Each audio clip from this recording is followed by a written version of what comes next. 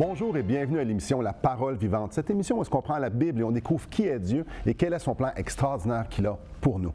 Aujourd'hui, mon co-animateur, Régent Joly. Salut Régent. Hey, bonjour Simon. Ça va bien bonjour à aujourd'hui? vous tous. Ça va énormément bien. Quelle joie de t'avoir pour qu'on puisse parler d'un texte qui est fort intéressant, surprenant, qui est un peu hors de notre culture, mais qui vaut la peine qu'on puisse regarder. C'est bon de saisir, de comprendre ce qui va se passer dans le récit que nous allons aborder aujourd'hui. Qu'est-ce que tu en penses si je commence à lire les 3 premiers versets de notre texte pour qu'on puisse développer un thème Simon, l'Évangile selon Jean, la bonne nouvelle selon l'évangéliste Jean, chapitre 12, les premiers versets. On lit les 3 premiers. S'il te plaît. Excellent. 6 jours avant la Pâque, Jésus arriva à Béthanie, où était Lazare, qu'il avait ressuscité des morts, là où on fit un souper. Marthe servait, et Lazare était un de ceux qui se trouvaient à table avec lui. Marie, ayant pris une livre d'un parfum de nard pur de grand prix, oignit les pieds de Jésus, et elle lui essuya les pieds avec ses cheveux, et la maison fut remplie de l'odeur du parfum. Et il y a des choses qui attirent notre attention là-dedans, Régent. Mon cher Simon, on est à 6 jours de Pâques. C'est la grande fête religieuse à Jérusalem à laquelle Jésus et les apôtres y assistaient régulièrement. Tous les ans, on voit cette montée de la Galilée jusqu'à Jérusalem. Et il y avait un arrêt. Un arrêt pour rencontrer ses amis à Béthanie, quelques kilomètres près de Jérusalem. Et c'est là. Il fait son arrêt, donc... Et puis avec ses apôtres, lui, alors la famille, donc il y a Marie-Joseph, pas Marie-Joseph, Marie-Lazare et Marthe. Oui, il ne faut pas mêler les familles là, ici. Non. Et puis, elle fait un geste inhabituel, elle apporte un vase rempli d'un parfum coûteux. C'est quoi ça du Nord? Un parfum de Nord? Imagine, j'ai fait, pas une recherche exhaustive, mais une petite recherche quand même. Imagine, ça vient de l'Himalaya, une plante qui vient de l'Himalaya, c'est donc dans les montagnes entre l'Inde et le Tibet.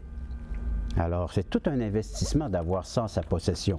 Alors, un geste coûteux, est-ce que c'était la façon de garder notre patrimoine ou pour notre retraite, c'est au lieu d'encaisser de l'argent à la banque, eh bien, d'avoir ce parfum quelque part, puis au cas où il y a un besoin ou bien il y a ce parfum coûteux qu'on peut revendre sur le marché et avoir les argents nécessaires. Hey, on parle ici, on évalue environ ce parfum le salaire d'une journée d'un ouvrier, mais pendant 1 an. C'est quelque chose. 1 an de salaire. Donc, les gens économisaient et ce qu'ils achetaient avec leur économie, c'était comme, aujourd'hui, on pourrait penser à un lingot d'or qu'on pourrait... Voilà, c'est ça, qu'on met sous le lit, puis on attend au cas où qu'il y ait un besoin. Elle, là, elle vient de dépenser 1 an de salaire pour honorer Jésus. C'est pas n'importe quoi, ça, là. Et il y a quelque chose d'autre aussi qui est intéressant, c'est que Marthe est en train de servir. Marie, elle, était avec Jésus, là. Oui. Puis ça, c'est quelque chose qu'on voit Marie faire. On le voit dans Luc 10, où est-ce que, encore le même genre de situation, Marthe est en train de servir, puis Marie, elle, ce qu'elle veut, elle, c'est être proche de Jésus. Parce que Jésus, c'est quelqu'un de spécial pour lui, pour elle. Oui, pour elle. Alors, oui, mais on voit que Marthe a sa façon de démontrer son amour envers Jésus. Et puis Marie, elle a sa façon aussi, c'est elle au pied d'écouter la parole. La parole est précieuse, la personne de Jésus est précieuse. Elle estime la personne de Jésus, là, il n'y a pas de prix. C'est comme si toi, tu es tombé en amour un jour, tu es marié, tu as une épouse. Oui. Alors si elle t'avait demandé la lune, si tu n'avais pu. J'aurais été la décrocher, c'est sûr. Moi aussi, je serais allé. Mais maintenant, on peut se payer un voyage autour de la Lune. Et peut-être un jour sur la Lune, mais ça, c'est... Pas sûr qu'on va avoir les moyens de faire ça, Régent. Je suis désolé de te péter ta bulle. Il y en a qui l'ont payé, qui l'ont fait. D'après moi, c'était pas dépassant. Mais voyez-vous, c'est parce que quand on est en amour, comme ça, on tombe en amour, on ne calcule plus, là. C'est notre cœur, les sentiments sont là. Et puis Marie, elle, est en amour avec la personne, avec les paroles de cette personne, mais surtout l'œuvre, ce qu'elle peut accomplir, cette personne. elle vient d'assister à un miracle. Le chapitre juste précédent, 11, là, son frère Lazare était mort. Ça faisait 4 jours qu'il était dans le sépulcre. Hein? Il pourrissait. Et Jésus arrive, puis il dit, Lazare, sort. Et Lazare retrouve la vie. Alors, c'est inestimable. C'est bouleversant, ça. Ça n'a pas de prix, là. Donc, eux, là, Marie, Marthe, Lazare, c'est des amis de Jésus. Lazare meurt. Et donc, il y a déjà une relation. Lazare meurt. Jésus arrive 4 jours. Et pour Marie et Marthe, Jésus arrive comme un peu en retard. Si tu avais été là, ben, tu aurais pu faire avant, tu aurais pu faire quelque chose. Une guérison. Puis Jésus dit, non, moi, je suis la résurrection et la vie. Je m'occupe de lui. Puis si tu crois, tu vas voir la gloire de Dieu. Parce qu'il sait ce qu'il s'en va faire. Il s'en va ressusciter. Et je peux juste imaginer le Créateur, notre ami, Jésus, s'en vient ressusciter celui qu'on aime, notre frère. Ça laisse des marques, ça laisse, que tu disais qu'il est en amour, ça vient ouvrir les yeux sur la valeur de qui était Jésus. Là. Oui. Alors, il y a un accueil, il y a un repas qui est préparé pour Jésus et ses amis. Et puis, donc, il y a un autre, on va voir c'est qui l'autre. C'est pas à la maison de Marthe, de Marie et puis de Lazare où ça se passe, là, cette histoire-là. C'est ailleurs, toujours à Béthanie, mais on regardera ça tantôt. Mais c'est l'accueil, elle fait l'accueil de la personne de Jésus. Elle est précieuse pour elle, cette personne. Et elle veut le manifester et le démontrer par un acte de gratitude, de remerciement. J'ai lu quelque part, et c'est facile d'imaginer, nous aujourd'hui, la plupart des gens prennent une douche ou un bain à tous les jours, à tous les 2 jours, mais dans ce temps-là, c'était pas nécessairement comme ça. Il n'y avait pas les commodités, il n'y avait pas accès à l'eau comme aujourd'hui. Et même encore à certains endroits au Moyen-Orient, dans la culture, ben tu prends pas ta douche, tu te mets du parfum ou tu ne mets rien du tout. Donc, les gens sentent. Et bien pour eux, ils ne sentent pas. Nous, ils sentent pour nous parce qu'on sent le savon. Et les gens qui sentaient bon, souvent, c'était les rois. C'était les hauts dignitaires. C'était les gens qui avaient beaucoup de prestige. Ce que j'ai lu, c'est que Marie, ici, a voulu plus que juste donner, investir un an de parfum sur Jésus. Elle voulait dire au monde entier, cette personne-là est importante pour moi. Elle mérite de porter, de sentir un an de salaire. Ça montre la valeur que Jésus avait pour Marie. Quel texte extraordinaire, quelle histoire surprenante, différente, oui. Mais combien ça met en valeur comment Jésus est important pour cette femme-là. On va aller à la pause. Donc, mais juste avant d'aller à la pause, j'aimerais vous offrir le livre Destination finale de Marc Hahil. Destination finale, on comprend très bien le titre. Il se passe quoi quand on meurt? Pourquoi on est sur la terre? Qu'est-ce que Jésus fait? Dieu fait? Pourquoi? Marc Hahil a pris les Écritures et a dressé le portrait de qu'est-ce que Dieu a pour nous. Donc, j'aimerais vous l'offrir tout à fait gratuitement. Et tout ce que vous avez à faire, c'est de communiquer avec nous, soit par téléphone, soit par Internet, et on va vous l'acheminer, comme j'ai dit, gratuitement. Donc, après la pause, on continue de sonder cette histoire-là, ce souper-là, cet événement-là où est-ce que Jésus a la première place parce qu'il en est digne. Restez avec nous.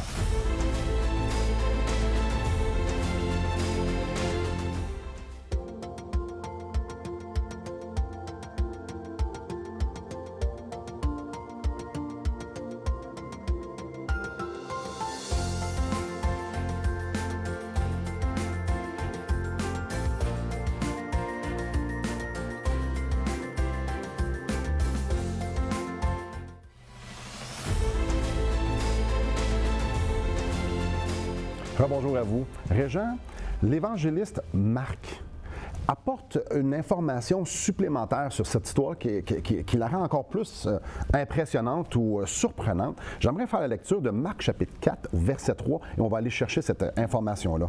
Comme Jésus était à Béthanie, dans la maison de Simon le lépreux, une femme entra. Pendant qu'il se trouvait à table, elle tenait un vase d'albâtre qui renfermait un parfum de nard pur de grand prix. Ayant rompu le vase, elle répandit le parfum sur la tête de Jésus. Donc, même histoire, mais il y a quelque chose qui est ajouté. Le détail est important parce que ça ne se passe pas chez elle. Elle n'est pas l'hôtesse. C'est Simon le lépreux. Alors donc, elle a dû apporter le vase chez ces gens-là qui accueillaient Jésus et les disciples. Donc, eux étaient invités. Alors, imagine les traditions dans ce temps-là. La personne et l'autre reçoit des invités et elle, bien, c'est elle qui prend la sellette, qui prend la vedette. Là. Hein? Elle prend la place, là, toute la place. Mais oui, mais là, il y a quelque chose de spécial un peu.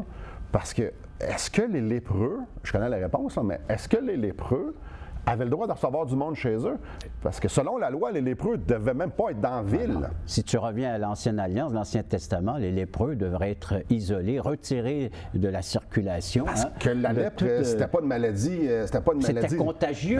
Ben oui, le monde mourait de ça, puis avec beaucoup de douleur. Alors, donc, elle allait se chercher des endroits dans des grottes, dans des montagnes, et puis on allait donc les nourrir là. Hein, c'est des membres de ta famille, mais ils étaient séparés de la communauté, de tout le reste. Alors, et là, on voit Simon, le lépreux, qui est dans sa maison, qui accueille la famille de Marie, qui accueille Jésus et ses disciples. Donc, on parle de guérison ici. Oui, parce que Simon le lépreux est guéri. Il y a eu un autre miracle en plus de la résurrection de Lazare. Donc, Béthanie, sa map est sur la carte. Jésus a visité régulièrement cet endroit et il a fait des miracles. Jésus se trouve dans une maison, dans un endroit avec des gens qui sont subjugués par qui on parle du lépreux. Et guérir un lépreux, c'était pas chose courante non plus. Non. Et Lazare ressuscité, c'est encore moins chose courante. Ouais. Et là, juste dans cette salle-là, il y a 2 personnes, 2 récipiendaires, 2 bénéficiaires d'une grâce incroyable. Leur vie a été transformée, non seulement eux, leur famille en entier. Si mon frère est lépreux, j'arrête de le voir. Si mon mari, mon fils, ou peu importe, couper. On coupe parce qu'on va corrompre toute, pas corrompre moralement, mais physiquement, toute la ville au grand complet. Donc, il y a eu des délivrances. Jésus a offert des délivrances à ces gens-là. Donc, Jésus a vraiment une place hyper importante de par l'invitation. Alors, t'imagines quand tu entends dire que Jésus visite Béthanie. C'est quelque chose, là. Hein? L'effervescence, les mois qui est là, les gens sont tous animés d'une joie. Là. Imagine, alors, ce Simon-là, lui, il veut remercier certainement le Seigneur, donc en organisant ce repas. Et Marie dit, oui, il est extraordinaire, Brise 1 an de salaire de parfum sur Jésus. On veut l'honorer au maximum. Et si on lit le reste du passage, on pourrait penser que tout le monde était dans l'extase, puis tout le monde était, c'est comme, wow, c'est extraordinaire. Puis... C'est la personne par excellence à honorer et puis à accueillir de cette façon-là. Mais il y a un mais. Il y a un mais. Verset 4 de notre texte dans Jean 12, il y a un mais. Un de ses disciples, Judas Iscario, fils de Simon, on sait ce qui va en devenir de lui, celui qui devait le livrer, dit « Pourquoi n'a-t-on pas vendu ce parfum 300 deniers pour les donner aux pauvres? » Il disait cela non qu'il se mettait en peine des pauvres, mais parce qu'il était voleur et que tenant la bourse, il prenait ce qui on mettait. Alors, la Bible est comme ça, elle dévoile les cœurs des gens. Et là, on voit le cœur de Judas qui va trahir son maître, qui va le vendre pour 30 pièces d'argent. Comment est-ce qu'il évalue la personne de Jésus, le montant qu'il estime de recevoir de la part des chefs religieux, comparé à ce 300 puis à ce salaire d'1 an que Marie verse sur la tête et sur les pieds de Jésus. Là. On n'a pas la même valeur. Hein? Ici, Simon, Marthe qui sert, Marie qui fait cette offrande. Les gens adorent Jésus. Voilà. Ils l'adorent. C'est le mot à utiliser. Et Judas, lui, fait « Ouais, mais là, je suis en train de perdre de quoi, moi, ici? » C'est une perte. Je perds. Là, vous êtes extravagant pour essayer d'honorer Jésus, mais moi, ça me coûte de quoi? Parce que là, la bourse, on pourrait remplir ma bourse. Jésus, là, pour Judas, Jésus, c'est une bonne affaire. Voilà. Il retirait des bonnes dividendes. Ouais. Pour lui, pour ses poches à lui. Et ça me rappelle, des fois, en tant qu'être humain, on voit Jésus comme ça. On voit Jésus comme... un gain. Ouais, comme un génie qu'on veut protéger. Oui. La lampe d'Aladin. Moi, je veux les bénédictions. Moi, je veux qu'il bénisse mes plans. Je veux qu'il me guérisse. Je veux qu'il fasse... On l'emmène dans nos projets. Hein? On rajoute dans nos projets pour qu'on ait ces bienfaits de Dieu. Ouais. Mais on voit ces 2 autres personnes, pas 2 autres personnes, l'autre gang qui fait comme, non, regarde, on veut juste t'honorer. Peu importe ce que tu fais. Mais il y a toute une influence, Judas, parce qu'il entraîne avec lui tous les autres disciples dans la même direction. Parce que de prendre pitié des pauvres. Et oui, on a des pauvres parmi nous, puis oui, on doit en prendre soin. Mais le Seigneur, il dit, moi, vous ne m'aurez pas tous les jours avec vous. C'est ça qu'il va dire un peu plus loin. Là, c'est le temps de m'adorer. C'est le temps, là. Je suis là avec vous. C'est le temps de reconnaître que je suis spécial. Oui. Et que les autres sachent que je suis spécial. Oui. C'est ça qui est le temps. C'est pas le temps de penser aux pauvres, puis Judas avait clairement pas le temps de te remplir les poches. Aïe, aïe, aïe. C'est drôle parce que Jésus apporte Alors, quelle est notre valeur vis-à-vis de Jésus? C'est ça. Comment on le considère, ce Jésus? Important, digne d'être adoré, digne qu'on se dépense, ou bien non, qu'on le mette dans notre poche puis qu'il nous rapporte quelque chose. Ça nous aide à mettre les choses en perspective. Porte-bonheur ici et là. Puis souvent, on aime avoir un Dieu à notre image, qu'on décide comment qu'on veut qu'il nous bénisse.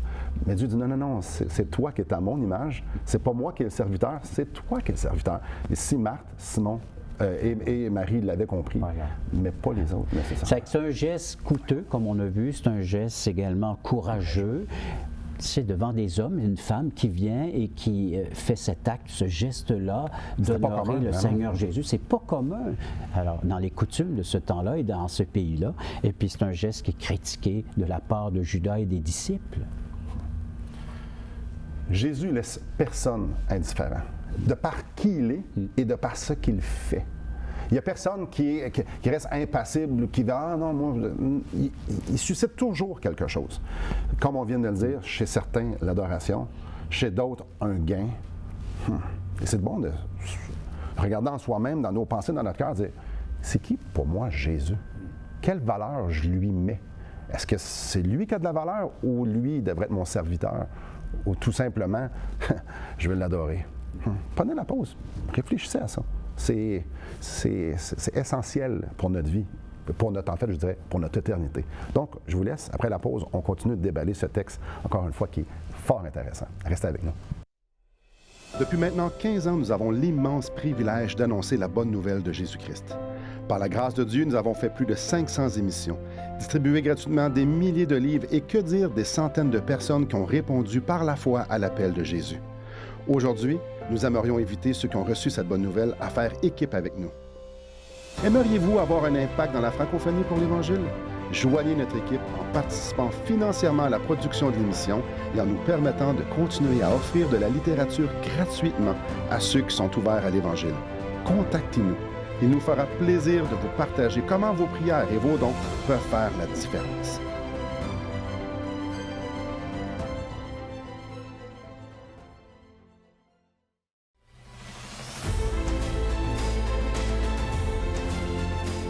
Bonjour à vous. Donc, Jésus, avant d'aller à la Pâque, avant d'aller dans le temple, aller offrir le sacrifice qui était nécessaire pour eux, arrête chez ses amis, pas chez Marthe, où est-ce que Marthe, Marie et Lazare sont chez Simon le lépreux. Voilà. Et puis là, il y a un certain groupe qui met énormément de valeur à Jésus, et avec raison. Et un autre groupe qui met de la pression. Ouais. Qu'est-ce qu'on est en train de faire là? On dépense l'argent, on devrait l'investir Marc autrement. va nous dire, rapporté par l'évangéliste Marc, le terme que Judas va utiliser, c'est du gaspillage. Tu es en train de gaspiller. Et Jésus, et là c'est ce qu'on va voir dans les prochaines minutes, Jésus prend justement ça pour les enseigner. Alors je fais la lecture et puis... S'il te plaît. On déballe ça. Verset 7, toujours de Jean chapitre 12. Mais Jésus dit, « Laisse-la garder ce parfum pour le jour de ma sépulture. Vous avez toujours les pauvres avec vous, mais vous ne m'avez pas toujours. » Lui, il sait fort bien ce qui s'en vient. Ouais. On est 6 jours avant la Pâque, donc on parle de quelques jours, quelques heures avant sa crucifixion. Et c'est une autre coutume, embaumer les morts, hein? Oui. Alors donc parfumer dans un linceul, dans un linge. Et lui, il prend le geste de Marie et puis il le rapporte à ce qui s'en vient. Sa mort, son ensevelissement, sa sépulture. C'est spécial qu'il a fait le lien entre les deux. Il donne toute autre valeur au geste. Hein? Bien, justement, parce que ce qui s'en vient, c'est un geste de la plus haute importance. Elle est capitale pour l'humanité, pour toi, pour moi, pour nous tous. Et pour nos téléspectateurs. Ici, ce qu'il est en train de dire, c'est que ce que Marie est en train de faire, ce geste d'adoration-là, est essentiel compte tenu de la valeur, comme on vient de dire, qui va mourir pour elle sous peu. Et que là, elle le met en valeur et à juste titre. C'est quoi la signification, on vient de le dire, mais c'est quoi la signification de la mort et de la résurrection de Jésus pour nous aujourd'hui? Oui. Pour nous aider à comprendre ce qu'il est en train de dire. C'est même un geste de piété. Piété, c'est de ressembler au maître. Ouais. Elle reconnaît le maître, elle fait un geste, elle ne connaît pas toute la profondeur, la signification, mais Jésus, lui, va y en donner toute une, va dire... Le Maître va se donner entièrement pour l'humanité déchue, perdue, pécheresse, qui a besoin d'un sauveur.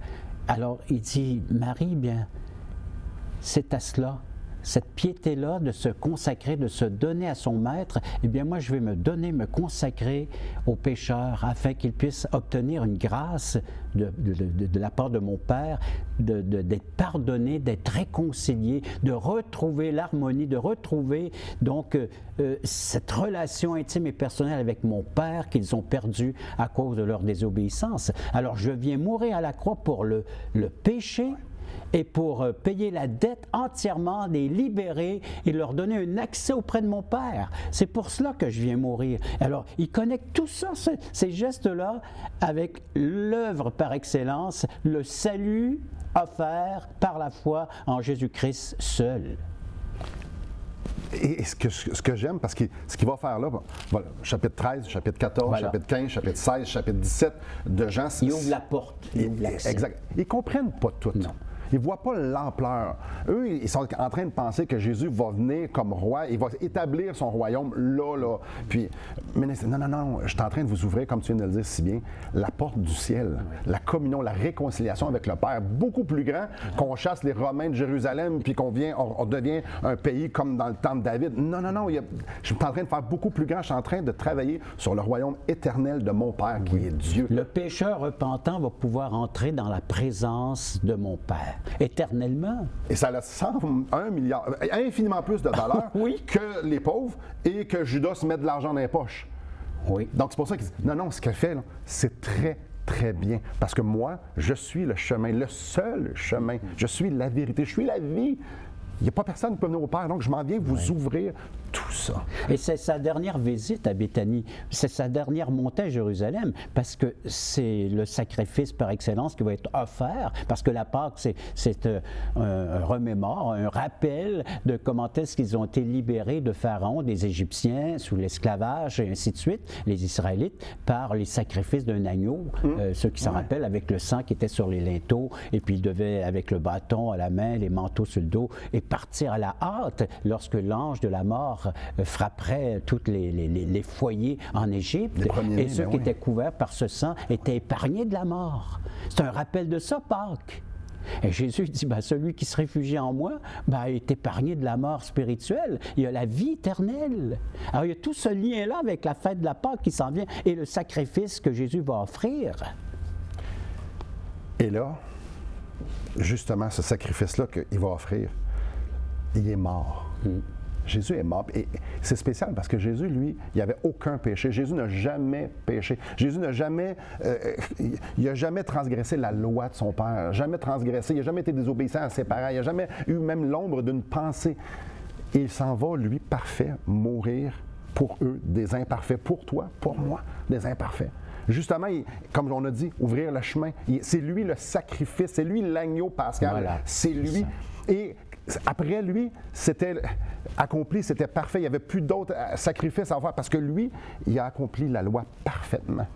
Mais ce qui est extraordinaire, c'est qu'il dit, tous ceux qui vont croire en moi, tous ceux qui vont m'invoquer vont être sauvés. Et ici, les gens ne comprenaient pas tout. Mais Marie a compris une chose, par exemple. C'est que la personne qu'il y avait en avant de lui, c'est une personne exceptionnelle comme il n'y en avait jamais eu, qui faisait des choses que seul Dieu pouvait faire. Elle avait comprises. Elle avait compris que c'était son sauveur. Amen. Et qu'il était différent de tout le monde. Mais comme on a dit, c'est pas tout le monde qui comprenne ça. Tout le monde savait c'était qui Jésus. Tout le monde savait des choses à propos de Jésus. Mais elle était prête à tout donner, sa vie, tout donner ce qu'elle avait pour pouvoir honorer Jésus. J'aimerais qu'on, pendant la pause, vous puissiez prendre un temps. Vous, est-ce que vous avez ce cœur-là? Le cœur de dire, Seigneur, prends tout ce que je veux, là, c'est ta justice. Tout ce que je veux, c'est que tu me laves de mes péchés. Tout ce que je veux, c'est que tu sois mon sauveur, que tu sois mon Seigneur. Ou peut-être que vous dites, non, moi, Jésus, je sais c'est qui, puis, c'est qui Jésus pour vous? Est-ce que c'est votre sauveur, votre Seigneur, celui avec lequel vous allez vous présenter devant le Père lors de votre mort, vous allez dire, moi, Jésus a tout fait pour moi. J'ai pas besoin de t'apporter ma religion, mes œuvres, Jésus a tout fait. Ou bien non, vous allez dire, je ne sais pas moi, pourquoi tu me laisserais rentrer, Dieu, je suis une bonne personne. Qui est Jésus pour vous? Pour moi, c'est le chemin, le seul chemin. Restez avec nous. Après la pause, on va terminer l'émission, on va faire une boucle, justement en parlant quelques mots sur ce texte. Restez avec nous.